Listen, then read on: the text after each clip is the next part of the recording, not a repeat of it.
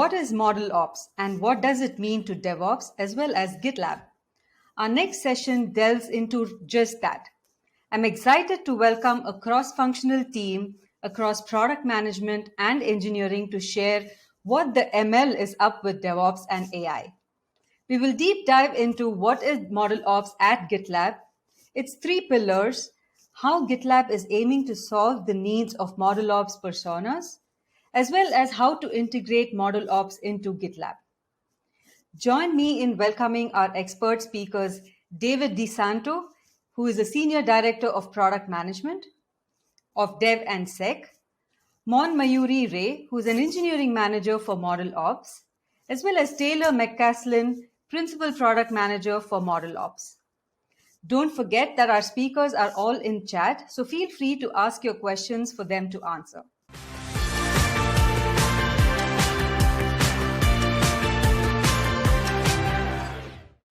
Hello, everyone, and welcome to our Contribute session. My name is David Desanto. I'm Senior Director of Product for our Dev, Sec, and ModelOps sections.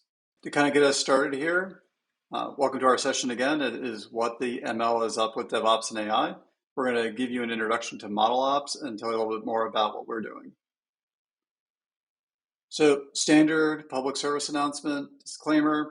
I'm going to pause a second and let you read it for yourself, but short version. We're here to inform you of some things we're doing, and there's no contractual agreement as part of this. Okay, great. I'm going to assume you read through that really quickly or you paused it. So let's hop in.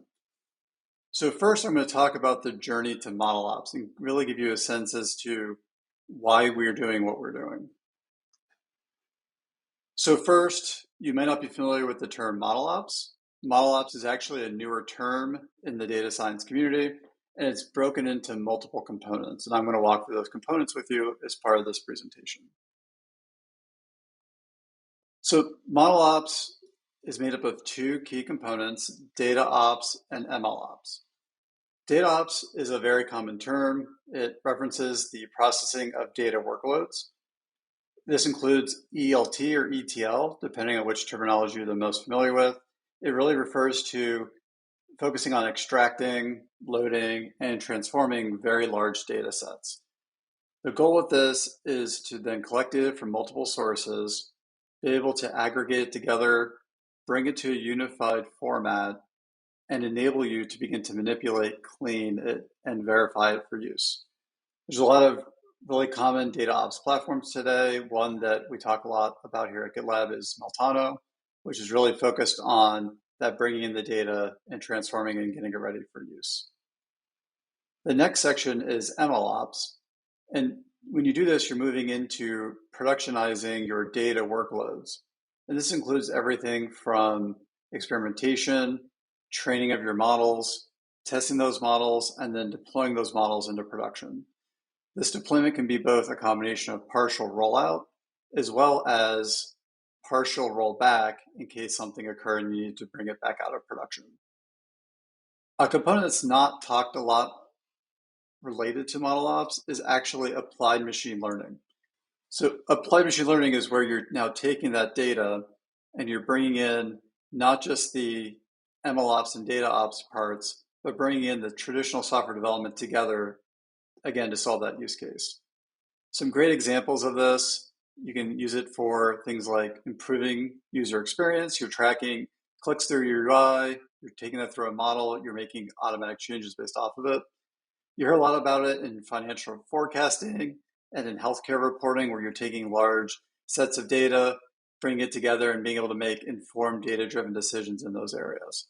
And of course, there's lots of other trends analysis. People bring machine learning and software development together. The one thing that happens a lot of the times with data science, especially when you're talking about these handovers, you get into teams using specialized tools, and those tools do not integrate together very easily. So what you end up with are teams working in silos. You've got your data science team using specific niche tools that they want to use. You have your software development team over working in traditional DevOps, and you have your security team over in another area. And what ends up happening here is you end up with handoff friction and finger pointing. You've got someone saying, well, I did my part. It seems like it's working. It's clearly not a me problem. It must be a you problem. You also get into guesswork and unpredictability. You don't know what the state is of a project. You don't know where it's going to be, when it's going to be ready to be deployed. And this ultimately leads into a problem of where applications are not leveraging the data well. And you can think about this as two different trains all trying to get to the same station, but because they're not unified together, one could be getting ahead of the other. And now you have a model ready to use data that's not being input, or maybe you have an application that's implemented a feature that's not yet supported for the backend. The final concern and pitfall is actually something we're very passionate about here at GitLab, and that is making sure security is not an afterthought. We talked a lot about this when we were talking about the launch of our secure stage and how we needed to shift security left. The same thing can happen here if you're working in silos. Security is going to come in, bolted on at the end, and you're not making sure things are safe and secure. A great example of this is getting patient data sanitized and ready to be used, and you find out the application's not hooked in properly, and now that data is available to unauthorized users. So you want to make sure everyone's working together so you can avoid the common pitfalls. Ultimately, this kind of comes down to the age-old question. I remember learning about this first software development job straight out of college, someone talking about, it worked great on my computer, so clearly it must not be my problem. And that's a problem that can happen with data science as well. And only when everyone comes together do you really get away from finger pointing into a unified solution. And that kind of brings us to what we want to talk to you about today, which is the ModelOps of Tomorrow. Part of this is being able to address those pain points that I just touched on. The goal is to be able to get visibility, efficiency, and collaboration across the entire organization. When you do this, you end up with teams working much closer together and actually proactively collaborating seamlessly. You can see them beginning to point out like, hey, I see this is going to be a problem. I'm going to now work with my counterpart and another team and make sure that I can address that before it happens. And that really gets into the ability to empower teams to act. One of the big challenges with siloed environments is there's just a lack of visibility. And by bringing the team together into the ModelOps of Tomorrow, you now have teams empowered to make proactive decisions, be able to better partner together. And that brings us to that big thing that's important to GitLab, which is embedded security. When you're starting together from the beginning, you can begin to identify security issues that need to be addressed before your application and your machine learning models go to production. The value of all this is it gives you repeatable, defensible actions. You're able to stand up inside of an audit and be able to say, look, we met our compliance requirements because we did all of these things together up front. You can also get into the ability to have repeatability. One of the biggest things with software development and with data science is being able to take it and be able to repeat it and have it to be defensible. And by bringing that all together, you meet the final goal, which is getting your applications to leverage the data well. You no longer are in this situation where applications may or may not be ready to accept the data team might be ahead. Together, everyone's able to do that. So if we go back to that definition of ModelOps, what we really need to do is overlay DevOps on top of it. So if you're looking at ModelOps of Tomorrow, it's leveraging DevOps to connect all these components together. And if you think about it, DevOps has been around for a while and we keep on making it better. Every time GitLab releases a new release, we're making it much easier to do DevOps. If you look at this and you overlay it, you get a ton of benefits. And I'm just going to list a couple of them for you just so you get a sense as to the value you get. First, you can now introduce version control using industry-leading technologies like Git. So now you can begin to actually version all the components that you're using to do your data ops and your MLOps. You get continuous integration of your data science workloads, allowing you to train your models at scale. Instead of thinking about running that on my local laptop, doing my local training, and then handing it over, I can actually leverage my organization's private cloud data center wherever they're running their CI pipelines to be able to get scalability in my training. You get baked in testing, allowing you to validate your ML models prior to rollout, and as well as get the benefits of partial rollout and partial rollback if needed.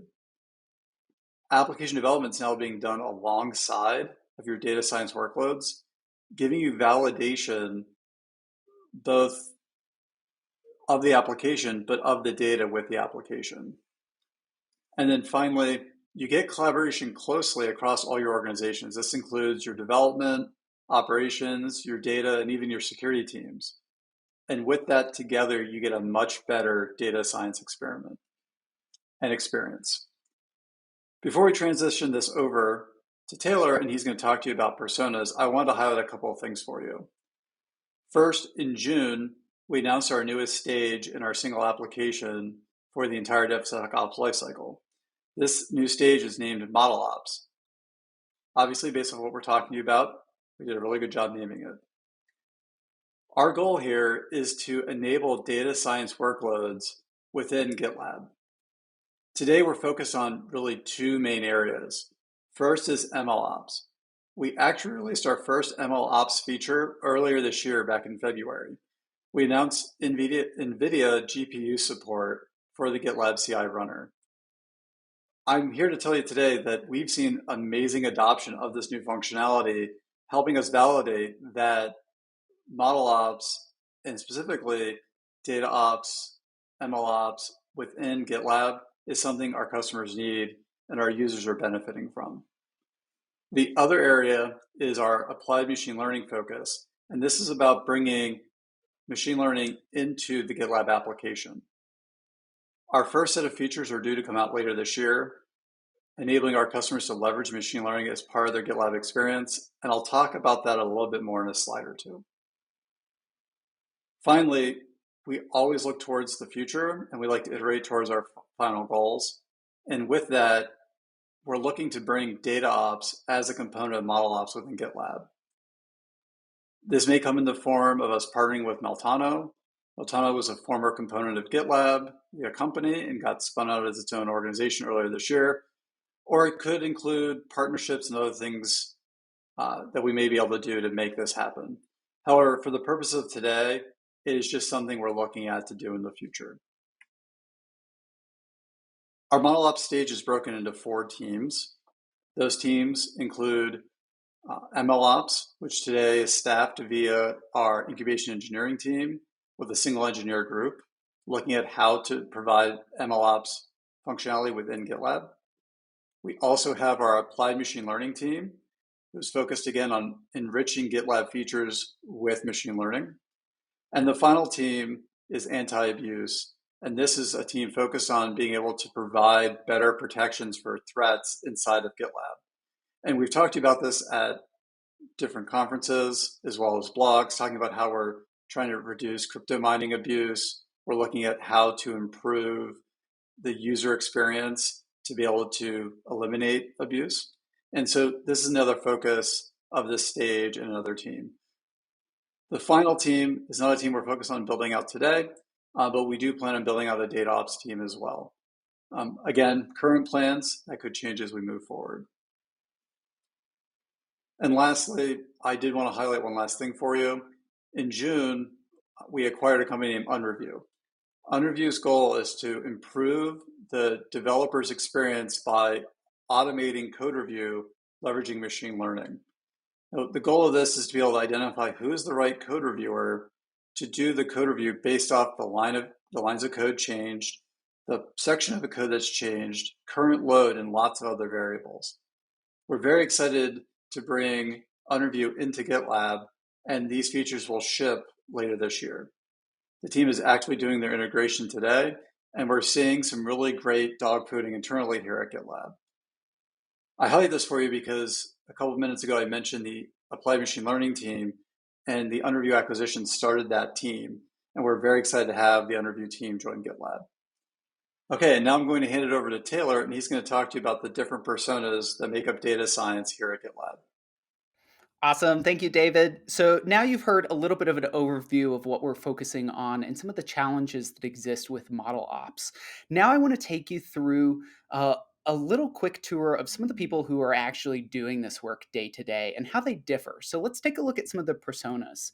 So as a quick recap, we've got the ModleOps stage, which includes DataOps and MLOps. And then we've got our traditional DevOps stages. This is everything related to building, testing, deploying, monitoring software.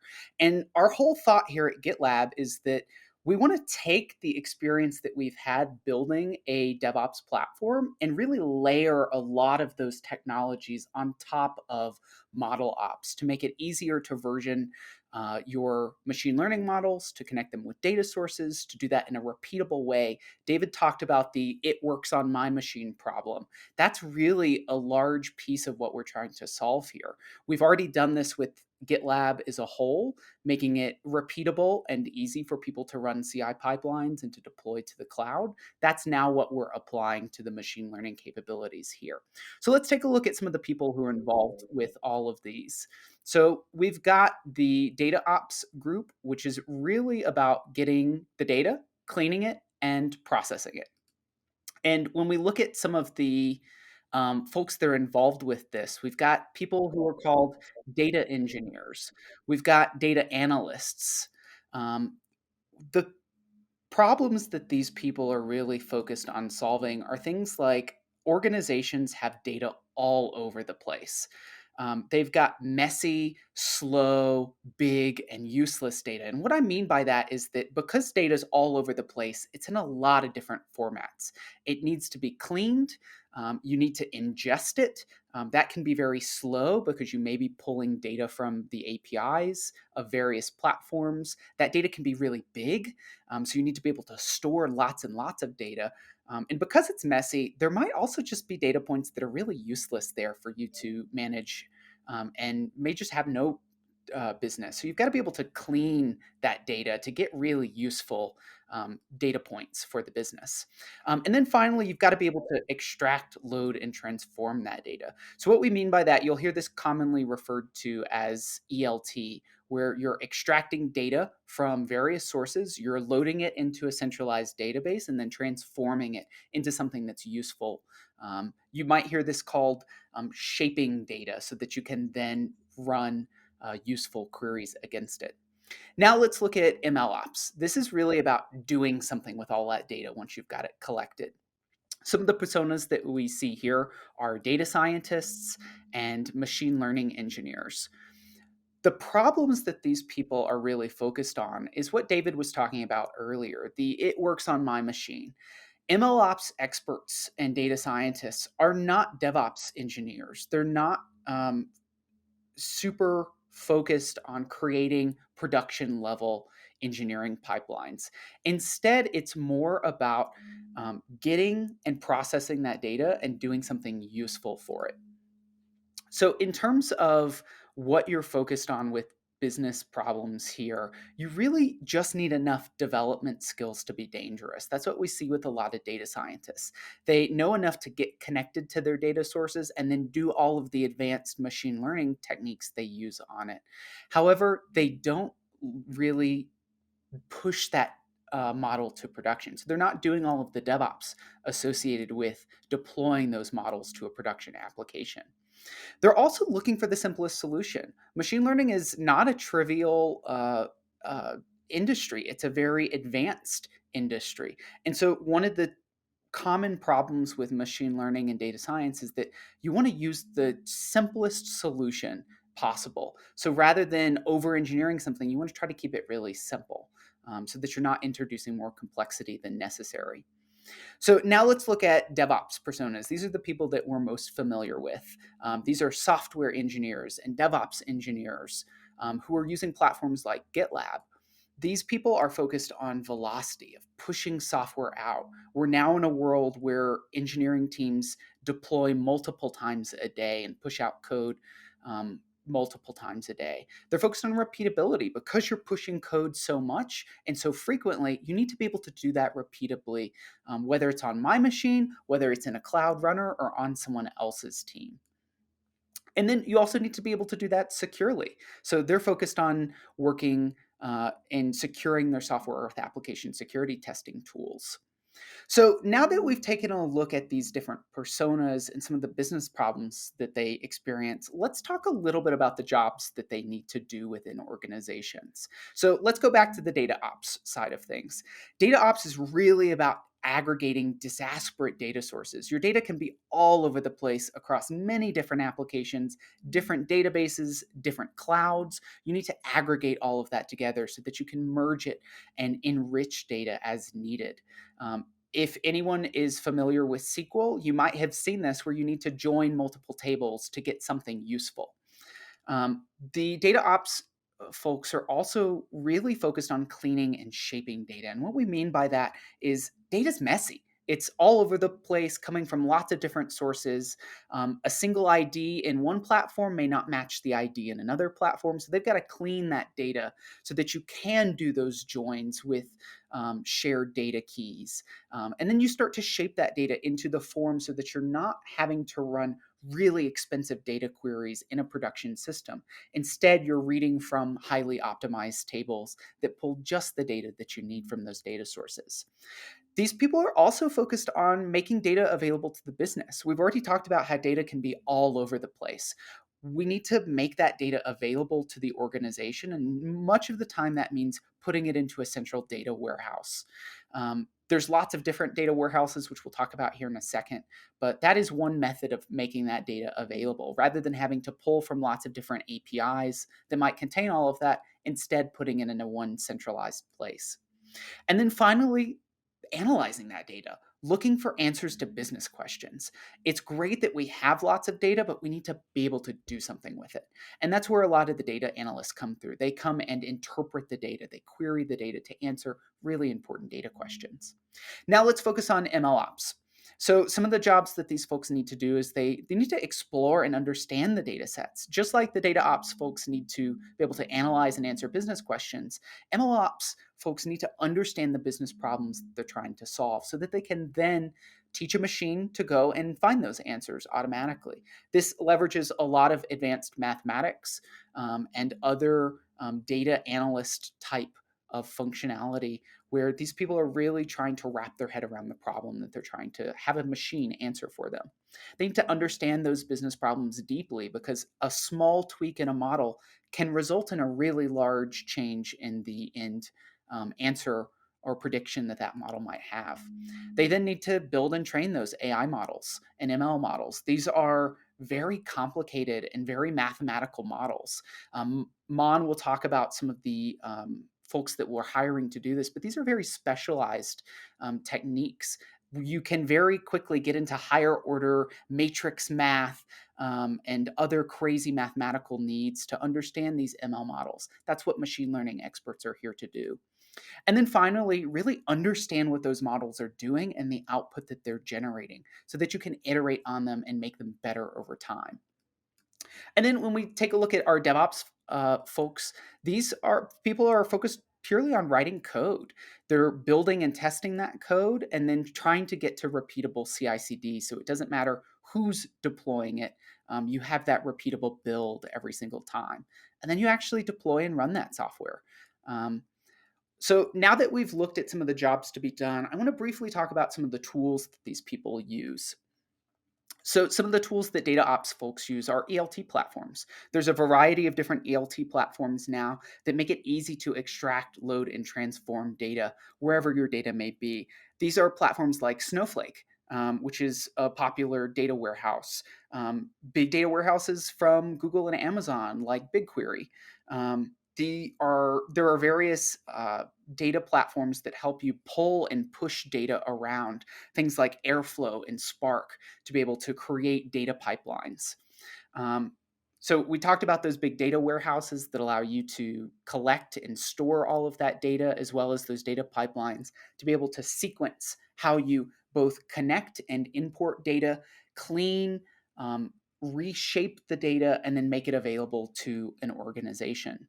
And then finally, we talked about this briefly, just the SQL to access this. A lot of times it's putting all of that data into a warehouse so that you can then query it and answer questions. And that's what a lot of data analysts do. They write a ton of SQL to answer those business questions. Now, when we look at the MLOps personas, these people are using what are called Python notebooks. If you're not familiar with them, basically they're a software that's written in Python that allows you to visualize data, to interact with the data, and then to run models on it. You'll hear the term like a data frame, where you're collecting data, you're exposing that to the notebook, and then you're exploring that data frame and data set within that Python notebook. You've got open source ML frameworks. There are all sorts of things like PyTorch and other open source ML frameworks. The list of frameworks is kind of endless. We're seeing a lot of trends in the MLOps and ModelOps space that are similar to the early days of DevOps, where there were just a ton of tools that did lots of different things, but they didn't talk to each other. That's kind of the stage that we're in with MLOps right now, too. There's just tons of frameworks, open source libraries, platforms, data tools that you've got to smurge together to get to anything that's useful. There is a new rise of data science platforms that try to solve some of these problems, but they don't use a lot of the standard technologies that we expect from a DevOps platform, like Git and source code management and CI/CD. Instead, they're built with very basic version control, many times just visual user interface versioning. They don't connect with all of the different things. A lot of times these data science platforms heavily mark up compute as well, which isn't great when you're trying to train really expensive models on specialized hardware. Now, looking at the DevOps folks, it's very common for developers to use things like interactive developer environments or IDEs, popular tools like JetBrains and VS Code.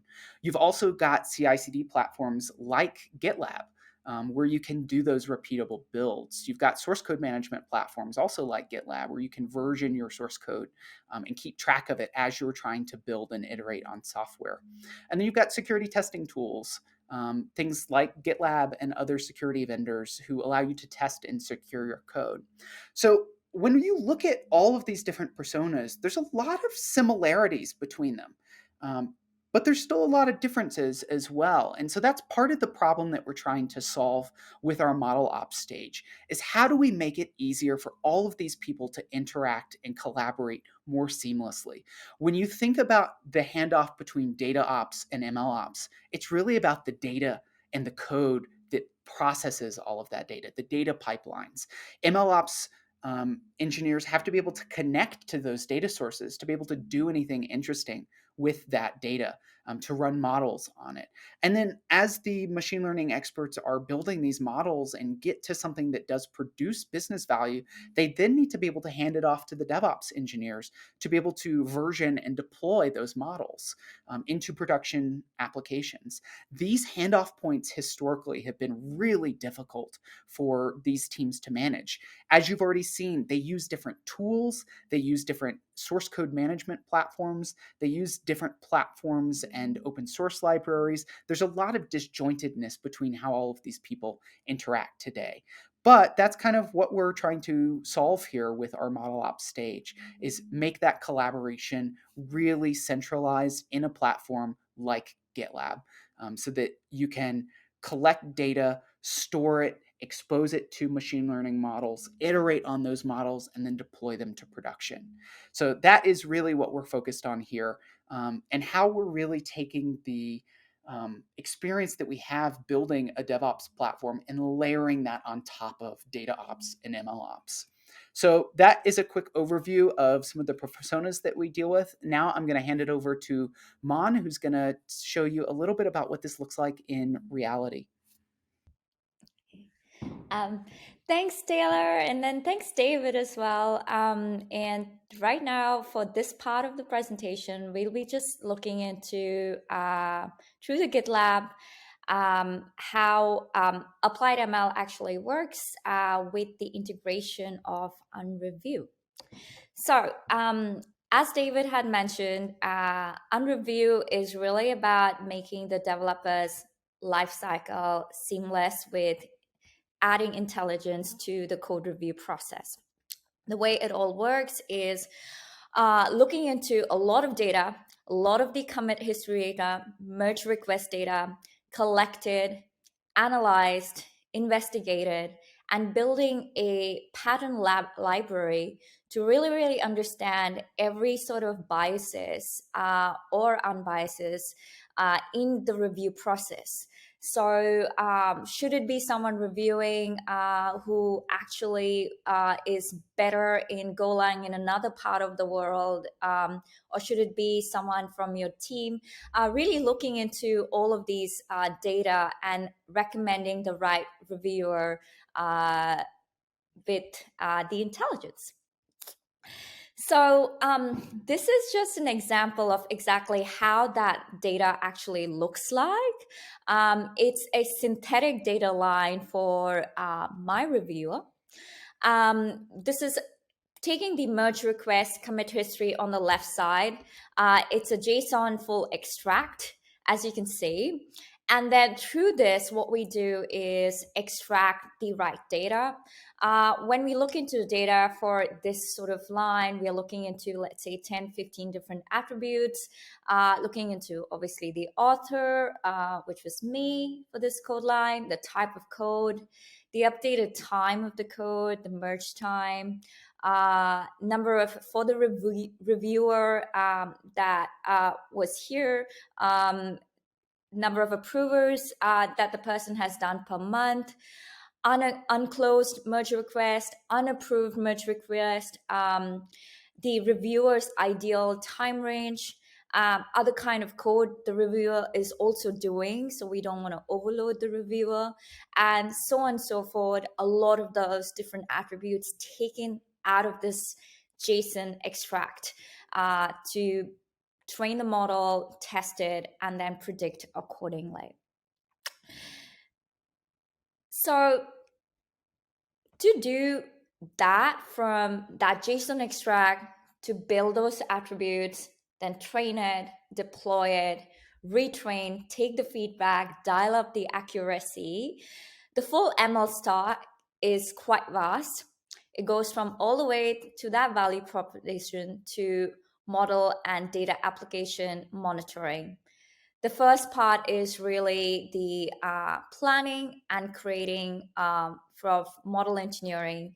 So data sourcing, data analysis, experiment management, to then feature engineering, storing those features, which are basically the attributes that we kind of went through, building on it, and then going into the versioning of the code, Git-based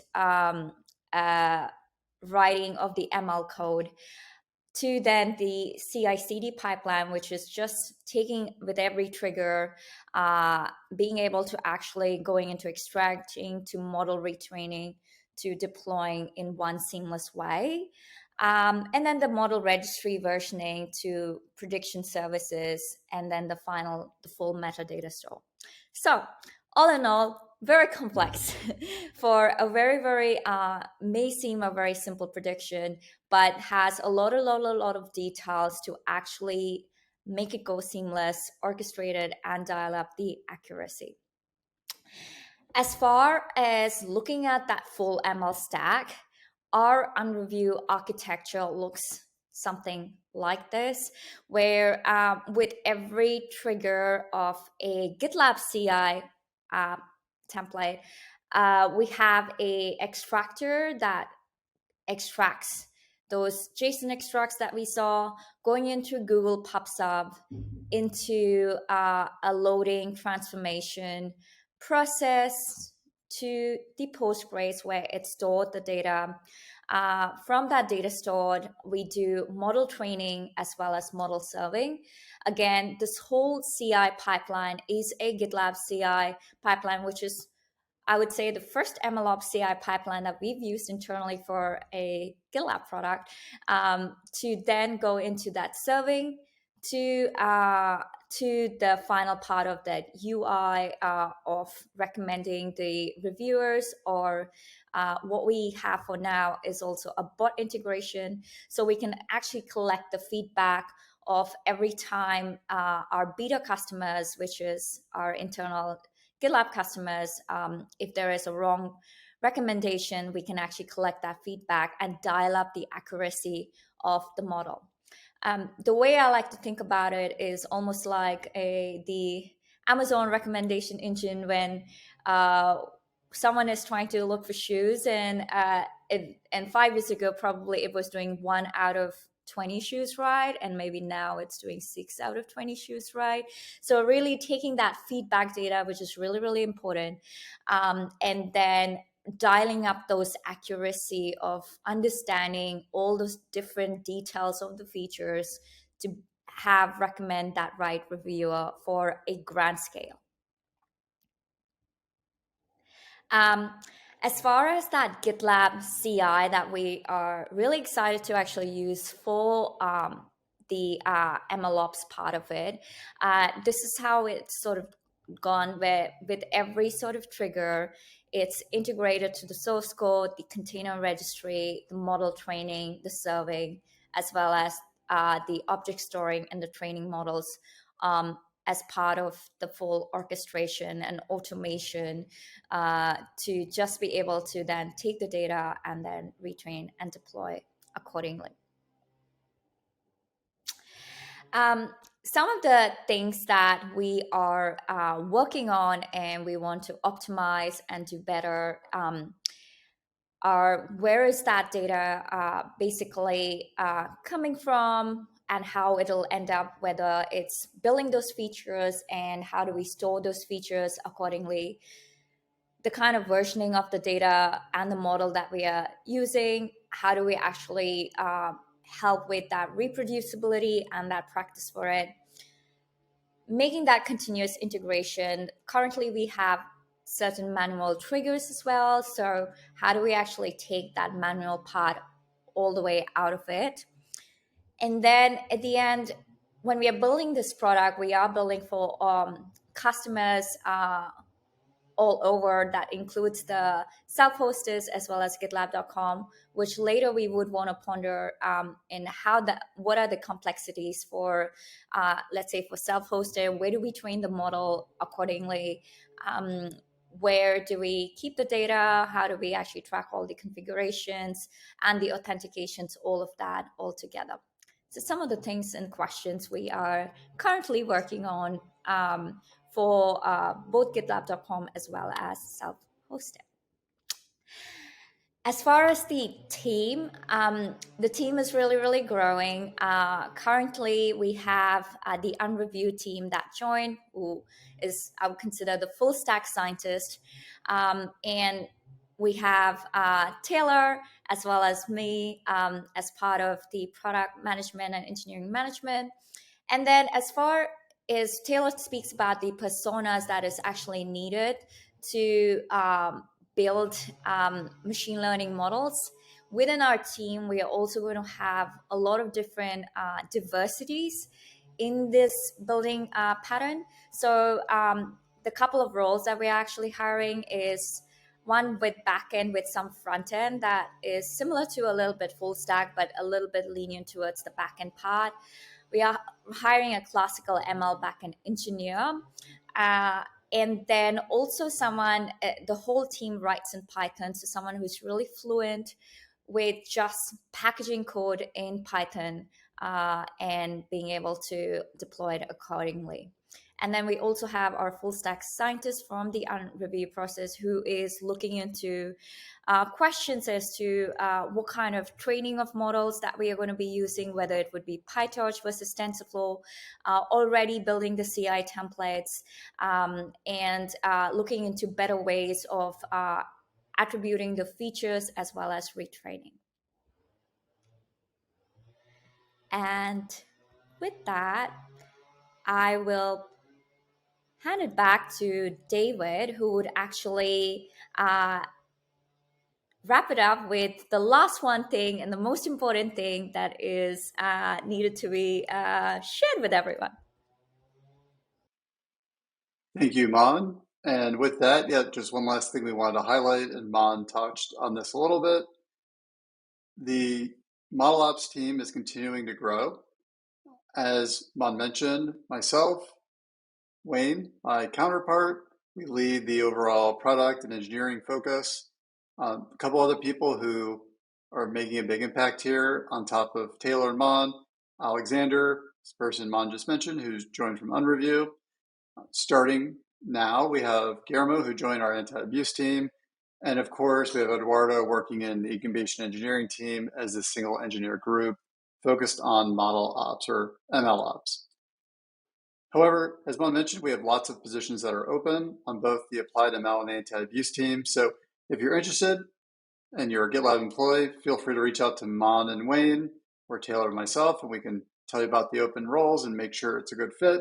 And of course, if you're watching this as a non-GitLab employee, whether you're a community contributor or someone who's just decided to watch the video on YouTube because you thought we all look really cool, and I think we're all really cool, so that works out well.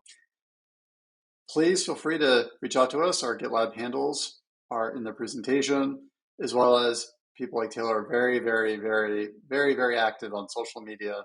People that are a little bit older like myself, not so much, but you can find Taylor on probably every social media platform.